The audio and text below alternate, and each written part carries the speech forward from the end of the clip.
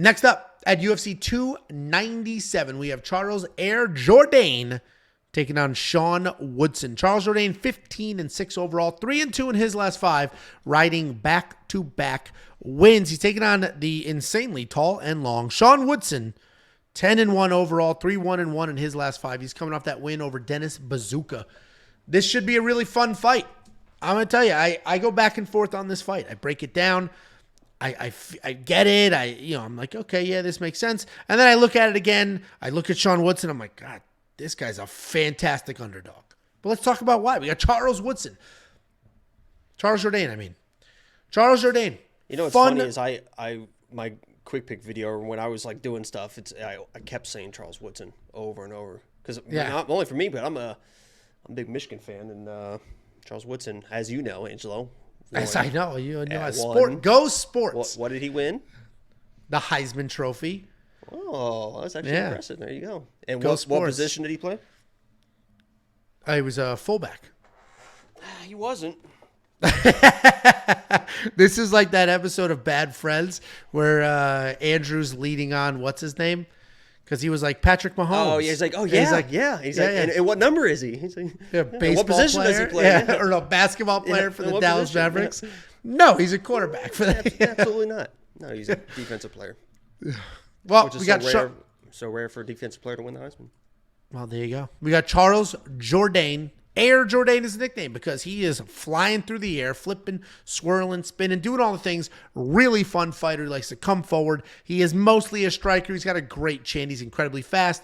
Great timing, willing to take chances. And I mentioned those spinning attacks. He's not the most technical guy in the world, but he is one of the most exciting ones. He's absolutely a dog. He's going to keep fights ugly. He will stay in your face. He's coming off back-to-back wins, the most recent being the first-round guillotine over Ricardo Ramos, where he did show how dangerous he can be, but also how little takedown defense he has.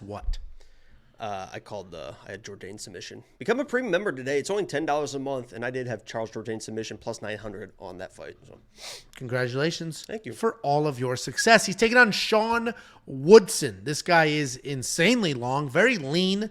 He had an actual boxing career before he transitioned into MMA. Reach doesn't normally matter. We broke down Sam Patterson earlier where he said he doesn't use his reach very well. Sean Woodson, on the other hand, does use his reach very, very well because of that professional boxing background that he carries over in here. His hands are fantastic, and given how good they are, most people are going to try to take him down, but that's not easy to do. He's got an 83% takedown defense, and he's coming off that bizarre win over his short-notice Dennis Bazooka. Dennis Bazooka is a good wrestler with some decent hands, but that win for Sean Woodson was bizarre because Sean Woodson did not seem comfortable in the striking exchanges, and he did work in his own takedowns. All of a sudden, Sean Woodson is shooting takedowns and getting takedowns in a fight that nobody saw that coming. Charles Jourdain, what are his odds at right now? Minus 186, almost a 2-1 favorite here. And I get it. He has more ways to win this fight. He's an absolute dog. He's fighting at home. He's dangerous. He's got a chin. I get all of those things. He should not be that big of a favorite. People are just completely writing off Sean Woodson here. I'm seeing people parlaying Charles Jourdain left and right. I'm not parlaying Charles Jourdain in this matchup. We've seen Charles lose. He's got 6 losses. People are acting like he's the one who's 10-1, 11-0. Like, he's a fun guy. He puts himself in danger sometimes because he is so exciting. And Sean Woodson has proven to us, despite his odd build, he can win fights. He has won multiple fights, multiple different ways, including with takedowns in his last fight. So Charles Jourdain is still going to be the pick because he has more ways to win. He is fighting at home. I am not touching these minus 186 odds. I'm not doing it. Sean Woodson is probably the best pure boxer that Charles Jourdain has fought.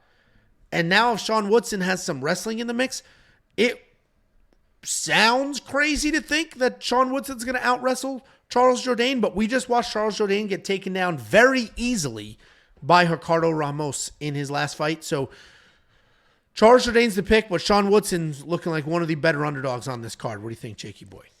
Yeah, I don't know. I don't know if Sean Woodson is a guy yet. I'll be honest with you, because if you really kind of deep dive into what he's done, I mean, loses to Julian Erosa, which Juicy J, I think he's coming up here in a couple months or whatever like that. But that's he fights like Charles, honestly.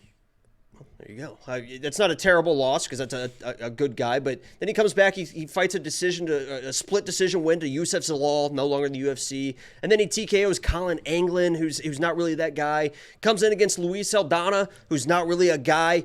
I should have been finished, honestly. I mean, Saldana, fucked up with that fight, had him dropped, was celebrating. They thought the fight was over. It was a weird situation. So he should have probably lost that one. And then he comes in against Dennis on, that was a super short notice one, right? For Dennis came in. Dennis was short notice. Yeah, Dennis was, super short notice. And you could kind of tell as the fight went on. And Sean was able to do what he wanted to do in that fight. But, Charles Jourdain is a little bit different. Honestly, when I saw this matchup, before I saw the odds, even as I was breaking it down, because as you know, and we both do the same thing, we break it down before we see the odds so that we can get a nice clear picture on what we want to do. I was like, oh my God, I'm going to get Charles Jourdain as a dog, and he's going to be one of the most fun lock of the weeks of all time. And I was so excited about when I was breaking down the film. I'm like, I'm going to get this guy as a lock of the week because Sean Woodson, 6'4", 10-1. He's got finishes. He looks like a bookmaker's dream, honestly. Typically those guys that bookmakers are like, oh yeah, let me back this guy with the record, with the height, with the length and everything like that. But he is a dog. And Charles Jourdain, I think he wins this fight. I think he's able to close that distance, make it dirty.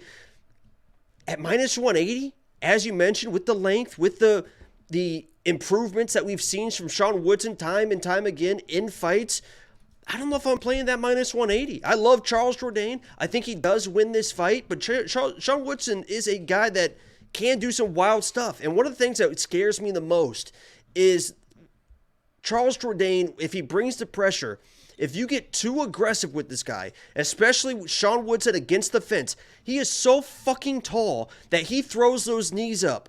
If you try to pressure him and you think you got him, and he just throws one of these fucking knees up, who do we see over the summer? Somebody was pressuring somebody, got caught with a knee, and just absolutely got flatlined. That somebody that never gets dropped. Bill Algeo? I think it was Bill Algeo. Got absolutely, and that's kind of another fighter like Charles Jourdain. Once they get you, they want that finish. Charles, you got to be careful chasing that finish if you pressure this guy. But I do believe that Charles is going to have the pressure, get inside the length, and win this fight. Because Charles really only loses to people that kind of wrestle fuck him. And I don't know if Sean Woodson's the guy that's going to do that to Charles. So I like Charles, but -180 is I don't know. Yeah, I mean, we're both on the same page here. It sounds like we have the same read, where Charles should win, more ways to win, but you don't have to bet. A little bit of wide odds for a good that's that good of a boxer. And this is one of those situations, too, that I always have to kind of remind myself as well, because I'm one of those gamblers, and Angelo mentioned before, I'm a little bit aggressive than most people or whatever. I like to have action on every single fight, and I have to kind of tell myself sometimes, listen, you don't have to bet every single fight. You don't have to pick somebody and bet somebody every single fight. And I think this is one of those ones where it's like, just sit back, enjoy it, because this could be a finish. It could go to a decision. It could be either side. But I'm going Charles. Yeah, I'm on the Charles side as well. These odds are just too far gone for me to do anything with. And then you can't even do inside the distance. You can't even do decision. This could go both of these men have fought to decisions. Both of these men are also finishers. Anything could happen here. I'm just going to enjoy it. It's the featured fight. No, it's not the featured fight of the evening. It should be the featured prelim of the evening because this is a very fun fight, and Charles Jourdain is a hometown favorite. And I think Sean Woodson should be a lipstick model. Those are great lips. Those are fucking fantastic lips. Look at that bottom lip. Dude, if you cover the head or the eyes... I could Photoshop. I'll do it for you after the stream, but I'll Photoshop out that beard for you, and you can go to town, Angelo, with your. Thank you so much. Easy with my blanks. Why are you obsessed with my ball bag today? I think it's because it your shirt kind of reminds me. It's kind of that green kind of dingy color. What do you think a vasectomy ball bag looks like? Why would it be green? Well, I know that your hygiene isn't. I know how married men get. I know how married men get. They get a little bit lazy, right? They start putting on the weight. They start going to the bottle, and then the hygiene goes next. So no, shower twice a day. I like to think I mostly you get every crack and crevice good because there's a lot of them. You got to get those folds. Nooks I and watched. crannies. Listen, I watched 600. My favorite show is My 600-Pound Life. And if you don't lift that stuff up and really get in there, that's how infections start. Nothing needs to be lifted up. I've got a dad bod, not a. You don't have to cut lift me up out of the house You don't body. have to lift up a titty. Be honest. They're not going anywhere. Look at this. See. Look, come on. Not drinking really got things nice and tight. Anyway. Charles Jourdain, $9,000 in DraftKings. I don't think so.